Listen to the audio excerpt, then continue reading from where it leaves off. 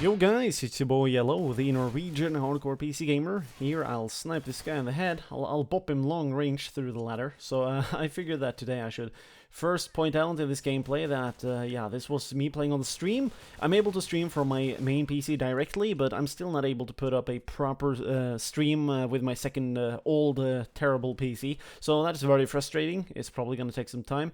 But for now, I'll try and stream and play on the main account on the main PC. Can't really use my face cam too much, but you people can follow along there. Just click the link in the description if you do feel like. Now, with all this being said, let's talk about some sound and update stuff with Counter-Strike, alright? And I'll put a little bit of emphasis on the TAC-21, but I'll do that later down the line, alright? So, first thing first, this stuff with the sound updates in CSGO, in general, it's mostly good. But some of the dumb things that have been added to the game, they're a little bit niche, and I don't think Valve really were trying to make any elaborate tests in order to figure these things out. But let's just put it out like this, alright? The UMP, I can accurately hear where it's coming from if somebody are shooting. Like, I can hear it accurately regardless of time and place. They can be on the other side of the map, and I'll approximately know exactly where they are. Approximately exactly. Absolutely. Which is ridiculous, by the way, because it's a little bit too good for the game, per se. At least that is my explanation for why it is how it is. In which that is fine. Valve, you know, recording proper sounds to all the new guns, the MAC-10, the UMP, the shotguns as well, by the way. That is something that should have been done earlier on, I would say, but that aside, like, when you make it too good, it's almost too easy to hear, and that makes it almost a little bit noob-friendly in the bigger context of all the other sounds that you got in the game. And the prime example will be when the footsteps were added to the game. I were making ridiculous flick shots, and I literally thought people were to my right side when they were a little bit further up a floor, for example, in which, yeah, that is just a little bit too good. So Valve, they should take a little deeper of a look and try and balance these sounds out a little bit more, because some of them are just ridiculously too good, which is a very ironic side effect of updating this game slowly as they keep on working on the Source 2.0 engine, which is going to be even more ridiculous, but they're taking their sweet time with everything, aren't they, right? In which another little significant update will be the triple beep. Not single, not double, triple beep that happens every time a CT want to defuse a bomb. I think it's way too much, really, and, well, luckily it's not super loud. I got an impression instantly, right off the bat, that it was gonna be very loud, and I was like, what the fuck is this bullshit? But luckily, it's not the case. It's pretty balanced out. That is a step in the right direction, similarly to the low magazine count when you shoot a gun.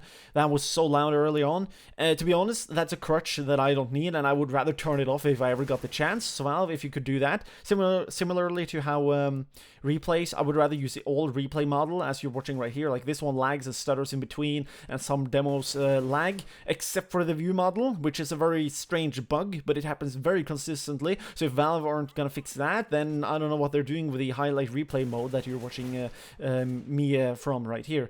But regardless, the theme here and the point is that while Valve is taking their sweet time and they're maintaining a couple of bugs, yes, we are getting updates to the game.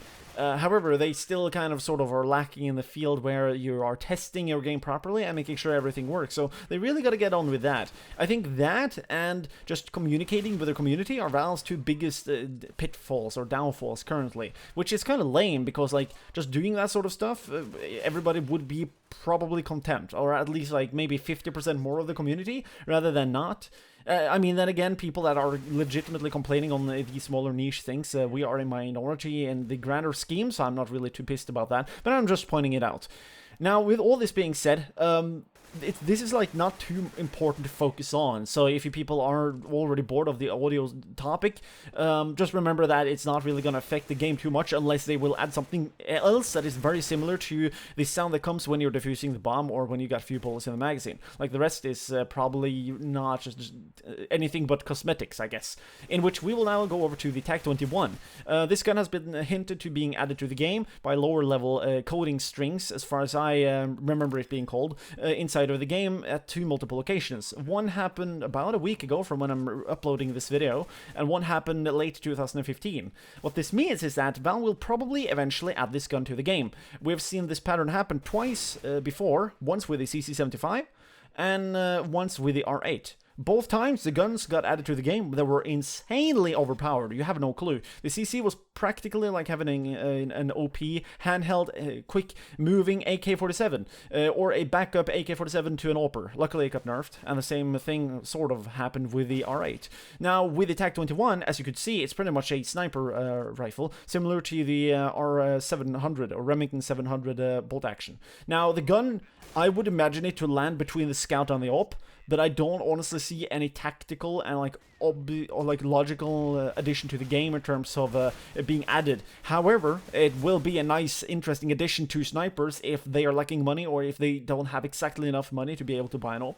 Regardless of this, I think that Valve really need to nerf it from the get-go. If they don't do that, they're gonna piss off everybody once again. And that is the last thing this game need right now, after the hiatus that has been every single gambling site, even CSGO Lounge, which I think is a little bit harsh because that's the most legitimate gambling site that we got currently, even that one being shut down. So hopefully Valve will balance things out, and hopefully you people will join me on Twitter or on my stream, twitch.tv/CLOAN. All links in the description below, people. And also if you want to support me and my work through Patreon, do click that link as well. Thanks for watching. Hopefully people learned something and enjoyed this information. Have a nice day, and don't get beastified when you play.